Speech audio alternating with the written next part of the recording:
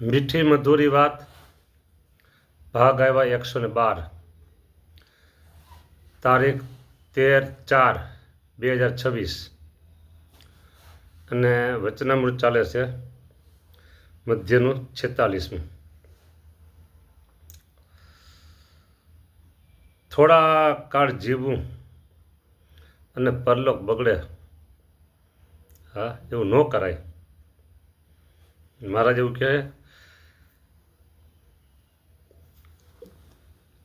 ભગવાનના માર્ગમાંથી મન પાછું હટે ને ત્યારે માર્ગ ખરખરો થાય. બાકી લૌકિક પદાર્થમાં અણુવૃત્તિ કાંઈ વાંધો નથી આવતો. ભગવાનના માર્ગમાંથી પાછું પડે ત્યારે ખરખરો થાય છે. કારણ કે થોડાક કાળ જીવવું એનું પરલોક બગડશે. ખરેખર છે ને, હું ડાહ્યા માણસને કહું છું, બધાને નથી કહેતો. ડાહ્યા માણસને કહું છું, જેની પાસે થોડીક બુદ્ધિ છે ને એવા લોકોને કહું છું. ભલે પછી વધારે જ વાંધો નહીં, પણ થોડીક તો હોવી જોઈએ, એને વાત કરું છું. ડાહ્યા માણસને આપણો પરલોક બગડે એવું કાંઈ કામ કરાય નહીં.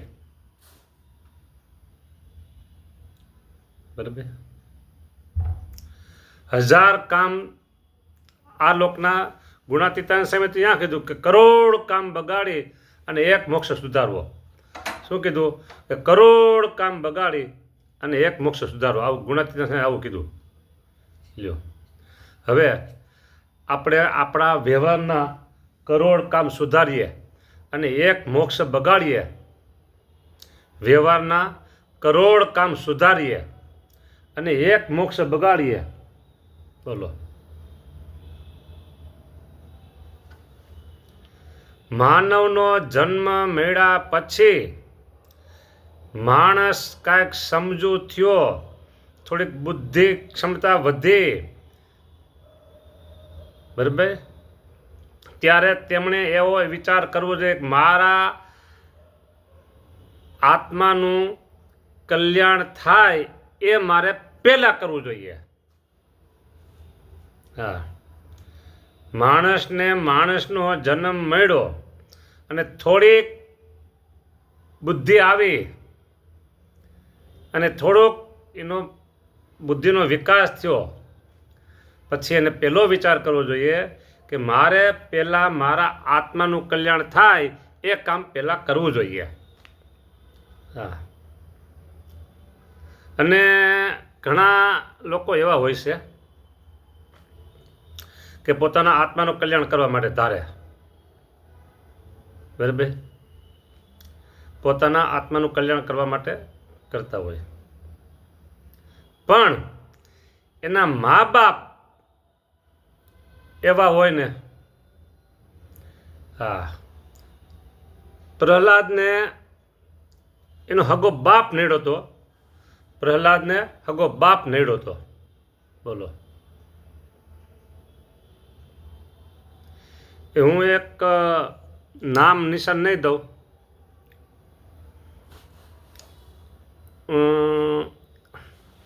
એ સંત તો ધામમાં જતા રહ્યા છે, બહુ મોટી ઉંમરના. એ સંત એનું જીવન પૂરું કરીને પછી ધામમાં ગયા. નાની ઉંમરના ધામમાં ગયા એમ નહીં, અવસ્થા થઈને પછી ધામમાં ગયા.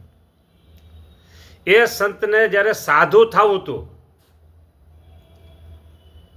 થવું હતું અને ઘરેથી ભાગ્યા, ત્યારે ખબર પડી ગામના ચતુર્થ વર્ણના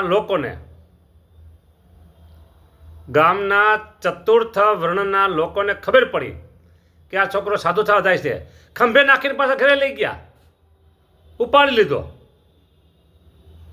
બોલો, સગા સંબંધીમાં કાંઈ એને સંબંધ નહોતા, રિલેશનનો કંઈ હતું નહીં કાંઈ.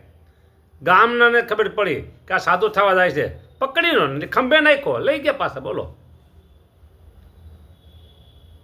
એ તો છે ને સિંહ જેવા સમર્થ. એટલે બી પિંજરામાંથી નીકળી અને સાધુ થયા એટલે શું ભાઈ, એનું નામ તો પછી આજે દુનિયામાં હજી ગવાય છે. એવા એ સાધુ થયા. એટલે ભગવાન ભજવા જાય છે ત્યારે બધા આડા પડે છે, મારું એટલું જ કહેવું છે. પણ એ ખરેખર મોક્ષ સુધારવું જોઈએ. પ્રહલાદ એનો બાપ આડો પડ્યો, બરાબર, તો અત્યારે એવા પ્રહલાદના બાપા જેવા નહીં હોય, અત્યારે હોય, અત્યારે ન હોય એમ નહીં. નામ કેટલા ને લેવા આપણે? નામને શું આપણે ઝઘડો કરવો છે ને? નામ લે નહીં. નામ ન લેવાય કોઈ નામ, બરાબર. એટલે વાત એવી છે કે થોડીક બુદ્ધિ આવે ત્યારે એ વિચારવું જોઈએ પહેલાં કે મારે મારા આત્માનું કલ્યાણ કરવું છે. માં આડે આવે તો ભલે, બાપ આડો આવે તો ભલે, મિત્રો આડા આવે તો ભલે, બધાને એક બાજુ કરી અને આપણે આપણા આત્માનું કલ્યાણ કરવું જોઈએ. મહારાજ એમ કહે છે કે થોડાક કાળ જીવવું ને એનો પરલોક બગડશે માટે એને મોટી હાણ થાય છે, મોટી ખોટ આવે છે, મોટી ખોટ આવે છે. લ્યો બોલો, એનો મોટી ખોટ છે, પરલોક બગડે. એ કામ તો કરાય જ નહીં. એટલે ગુણાતીતાન સ્વામી કીધું કરોડ કામ બગાડીને એક મોક્ષ સુધાર લેવો. બોલો. હા. અને ભગવાનના જે અવતાર પૃથ્વી વિશે થાય છે તે ધર્મના સ્થાપનને અર્થે થાય છે. જો, અને કેવળ થાય છે તે કેવળ વર્ણાશ્રમમાં ધર્મ સ્થાપન કરવાને અર્થે જ નથી થતા. કેમ? જે વર્ણાશ્રમમાં ધર્મ તો સપ્તર્ષિ આદિ જે પ્રવૃત્તિ ધર્મના આચાર્ય છે તે પણ સ્થાપન કરે છે. માટે એટલા સારું જ ભગવાનના અવતાર નથી થતા. હવે સપ્તર્ષિ કોણ છે? હા, તો જો સપ્તર્ષિની વાત કહું ને તો યુગે યુગે બદલતા હોય છે. દરેક મન્વંતરમાં, મન્વંતર એટલે કેટલા વર્ષ ગણા, એ જવા દો એ વાતે. હા, સપ્તર્ષિ જુદા જુદા હોય છે. વિષ્ણુ પુરાણ પ્રમાણે હાલના અત્યારે સાતમું મન્વંતર હાલે છે. હા, આમાં ગણતરી કરો તો કરોડો વર્ષ જાય. હા, સાતમા મન્વંતરના સપ્તર્ષિઓ આ પ્રમાણે છે. તમે ગામડામાં રહેતા હોય ને, ગામડામાં એ તરત આ વાતને સમજશે. જો, કશ્યપ 1, પછી અત્રિ 2, પછી વશિષ્ઠ 3, વિશ્વામિત્ર 4, ગૌતમ ઋષિ 4 ને 5, જમદગ્નિ 6 અને ભારદ્વાજ. આ સાતેય ઋષિઓને આકાશમાં, સાંભળજો, આકાશમાં 7 તારાના તારામંડળ સાથે સાંકળ્યા છે. આ તારામંડળમાં 4 તારાનો એક ચતુષ્કોણ છે અને જમણી બાજુએ બીજા 3 તારા છે. હવે મારે તમે બતાવો જ કેમ બતાવું? જો,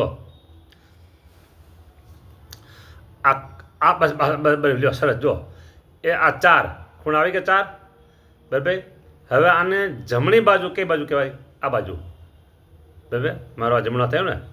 આ બાજુ બીજા 3 છે. એક જો 3 છે, એ 4 થઈ ગયા, પછી 1, 2 અને 3, આમ 7 થઈ ગયા ને. એને કહેવાય સપ્તર્ષિ. એ આકાશમાં, માનો કે અત્યારે મારું મોઢું છે ને એકદમ રાઈટ ઉત્તર બાજુ છે. મારું મોઢું અત્યારે ઉત્તર બાજુ છે. ઉત્તર બાજુ છે ને એટલે હું સીધું આમ જોઉં ને, અહીંથી મારી આંખ તરફ, બરાબર, ઊંચે આકાશમાં, બીજા એમ સામે કંઈ નહીં. તો એ સવારના લગભગ 3-4 વાગે હોય. અત્યારે મોડેથી દેખાય પાછા. લોકો બધા કે જો સપ્તર્ષિ તારા ઉગી ગયા, કેમ કે ઉગી ગયા ન હોય જ.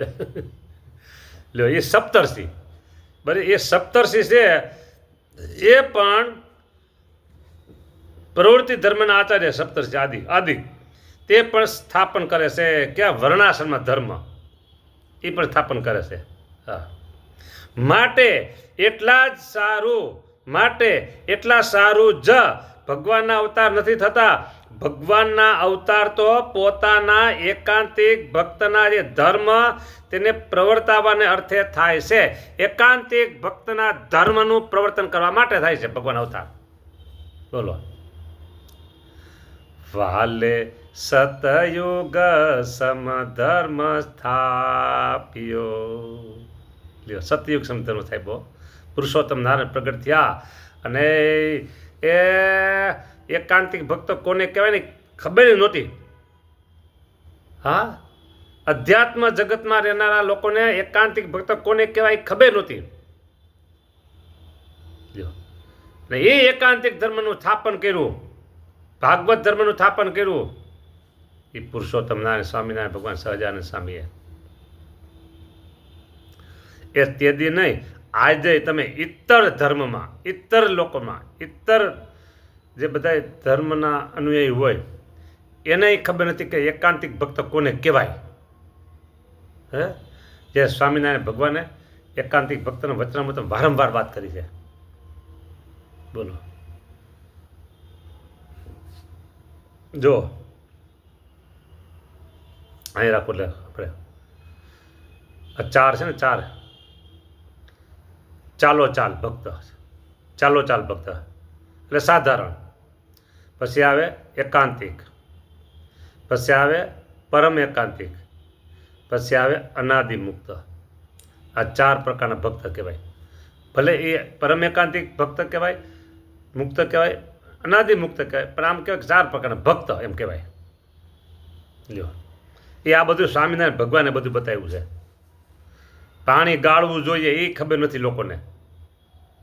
સીધું ડંકીમાંથી નળમાંથી સીધા ગ્લાસ ભરીને મને duck duck duck duck duck duck કરવા. પાણી ગાળવાની ખબર નથી. જો સાંભળજો, ત્યાગી હોય ને ત્યાગી, એને 9 કલાકે પાણી ગાળવાનું. અત્યારે પાણી ગાળેલો એક લોટો ભરી લીધો કે ઘડો ભરી લીધો અને પછી એમાંથી ગાળી અને બપોરના 3 વાગ્યા સુધી તમે વાપરી શકો. બપોરના 2 અઢી વાગ્યા સુધી, બરાબર. 3 વાગે એટલે પાણી બદલી જાય, ફરીને ગાળવું પડે. પણ અત્યારે ટાંકી હોય, ગોરો હોય કે જે કોઈ પાણી પીવાનું વાસણ હોય ત્યાં નળ રાખી દીધું હોય, નળમાં પછી ઘરનું બાંધી દીધું હોય, તો આમ નળ ચાલુ કરો પાણી આવતું હોય, તો પછી કંઈ 2 કલાક 10 કલાક ગાળવું હોય, જે ગાળો જ્યારે લ્યો ત્યારે ગાળીને આવતું હોય.